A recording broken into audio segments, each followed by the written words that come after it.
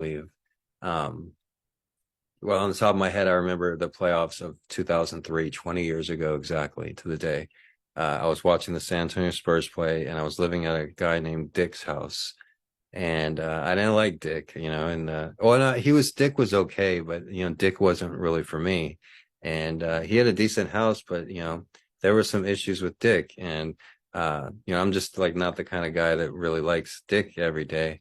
But anyways, this guy, his name was Dick. He didn't really like basketball. He was from Nova Scotia. I mentioned him briefly in my first book. If you're interested in more, if you want to know more about Dick, like if you really like Dick, no. I'm sorry. I took that too far. No, but the man, his name is Dick, that I'm speaking about is in the book. And he didn't like basketball, and he was from Nova Scotia. And this was 2003. The Spurs won the championship in 2003.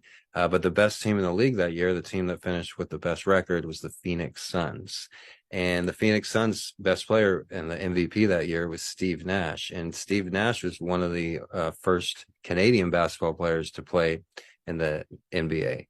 And so I was able to get Dick interested in basketball by talking about Steve Nash. The Spurs had an awesome series with the Suns that year. I remember in game one, a young Amari Stoudemire hit a backboard three-pointer to send it to overtime. And it was a great series that the Spurs pulled out at the end, and they went on to win the championship. But Dick became a lifelong basketball fan.